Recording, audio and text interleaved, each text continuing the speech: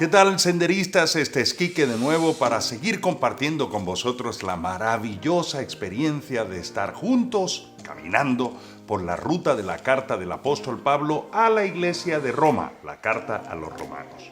Debo deciros que anhelo que vosotros estéis haciendo sopas, eso que les hemos explicado en varias oportunidades, y que de seguro va a ayudaros a todos vosotros a crecer en el conocimiento de Cristo y en manera particular a ver cómo ponemos en práctica la palabra.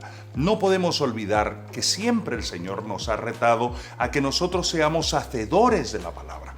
Pero lo precioso que tenemos aquí, mis queridos hermanos, es que ahora, más que nunca, Dios quiere que lo hagamos porque los tiempos, ya sabéis cómo están, nosotros estamos viviendo circunstancias que nos obligan a marcar la diferencia y hacer la diferencia con las personas que están a nuestro alrededor. Y la única manera de hacerlo es, mis queridos hermanos, simplemente permitiendo que la palabra de Dios abunde en nuestros corazones para que el Espíritu Santo la pueda utilizar y transformar nuestra vida, ayudándonos a hacer de transformación a las personas que están a nuestro alrededor. Debo reconocer, mis queridos hermanos, que los primeros 11 capítulos me hicieron sudar para tratar de hacer un sumario breve, un resumen de todo lo que contienen y resaltar las partes más importantes. Pero entre los capítulos 12 y 14 nos encontramos con 3 capítulos con enseñanzas mucho más prácticas. Así que tenemos que estar preparados para practicarlas, para ponerlas por obra. Ahora escúcheme esto. En el capítulo 12 ahora nos enfrentamos con la realidad de poner en práctica, como he dicho, es decir, obedecer la palabra de Dios. Seremos retados en este capítulo a obedecer la palabra del Señor. Nunca olvidemos que Dios no desea que seamos simples oidores de la palabra de Dios, sino que seamos hacedores de ella, como lo dice la carta a Santiago. Y este capítulo podría titularse Deberes y maneras de servir del discípulo de Dios. El capítulo 12 de Romanos. Ahora, tenemos que recordar, mis queridos hermanos, que a lo largo de toda la palabra nosotros nos encontramos 3 verbos que nosotros tenemos siempre que recordar y cuyo orden no podemos cambiar. Hay que primero ser para poder hacer y luego llegar a tener lo que Dios quiere que nosotros tengamos. Si nosotros no somos lo que Dios quiere que nosotros seamos y que podemos serlo gracias a el amor del Señor Jesucristo que se manifiesta con ese poder de su gracia y de su favor y de su misericordia que nos capacita para hacer lo que Él quiere que nosotros seamos, evidentemente todo lo que hagamos no será agradable a Él y mucho de lo que lleguemos a tener probablemente no sea ni su voluntad. Así que piensa siempre en esto. Aquí en este capítulo nosotros vamos a ver sobre deberes y maneras de servir como discípulos de Cristo, servir al Señor como discípulos de Cristo, y somos exhortados a hacer lo que Dios quiere que nosotros seamos, a hacer lo que Él espera que nosotros hagamos para poder llegar a tener lo que Dios quiere que nosotros tengamos. Ahora, el capítulo empieza con una exhortación donde nos anima el apóstol Pablo, guiado por el Espíritu Santo, en el versículo 1, a ofrecernos íntegramente a Dios para que Él se glorifique en nuestras vidas. Esto sirve de introducción a 3 versículos que tienen que ver con nuestra actitud hacia la vida en cuanto a nuestra visión personal en relación con quiénes somos. Por eso hablé de los 3 verbos anteriormente. Y nos anima a no ser imitadores de aquellos que viven según la carne, ni de nadie. Me gusta como lo dice la Nueva Traducción Viviente. Lo voy a leer para que vosotros lo tengáis. Dice, no imiten las conductas ni las costumbres de este mundo, versículo 2, más bien dejen que Dios los transforme en personas nuevas al cambiarles la manera de pensar. Entonces aprenderán a conocer la voluntad de Dios para vosotros, la cual es buena, agradable y perfecta. Y la Nueva Versión Internacional lo dice también de una forma que me parece altamente clara e interesante. Escucha cómo lo dice, el versículo 2. No se amolden al mundo actual, sino sean transformados mediante la renovación de su mente. Así podrán comprobar cuál es la voluntad de Dios, buena, agradable y perfecta. ¿Ves? Cosas preciosas que nosotros tenemos. Ahora, no olvidemos que Dios quiere que le amemos con nuestra mente, como lo dice Mateos capítulo 22. Al versículo 37 dice, respondiendo Jesús a una pregunta de los fariseos, él dijo, amarás al Señor tu Dios con todo tu corazón y con toda tu alma y con toda tu mente. Esto es importante que lo entendamos, porque Dios quiere que le conozcamos y para eso quiere que usemos nuestra mente.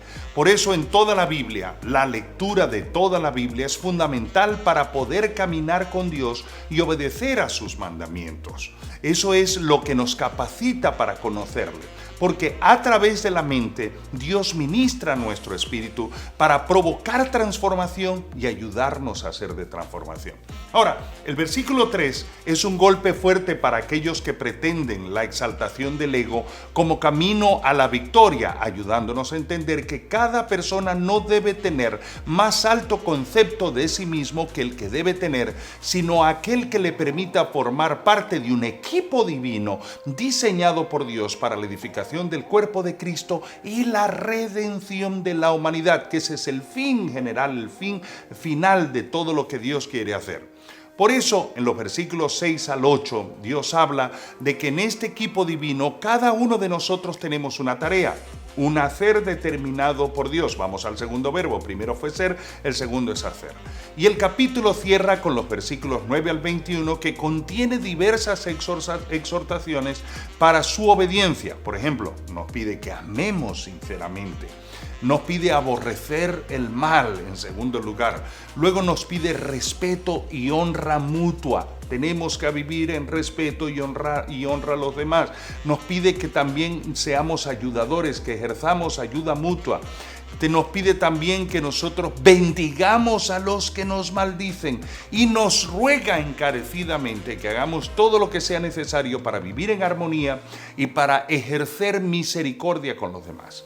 En fin, como lo dice el versículo 21, no dejarnos vencer por el mal, sino vencer el mal con el bien. Ahora, cuando vamos al capítulo 13, pues aquí nos encontramos con una idea, se centra en principios de obediencia y de honra. No olvidemos, escúchame esto, que sin sumisión no hay unción, no hay autoridad.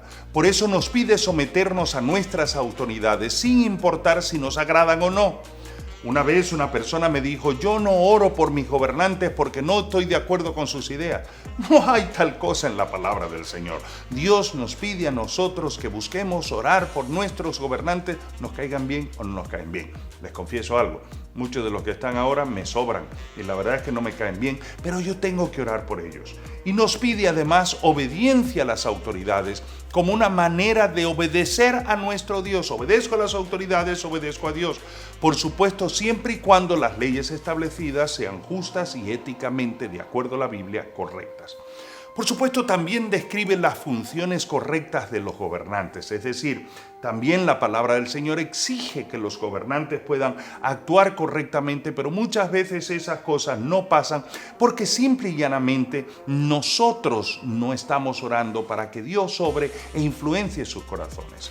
Ahora, teniendo estos principios en mente, probablemente Pablo provoca, o todo esto provocó a Pablo, pedirle a Timoteo en 1 de Timoteo 2:2 que se orara por los gobernantes, cosa, vuelvo a repetir, que todos sin duda poco hacemos.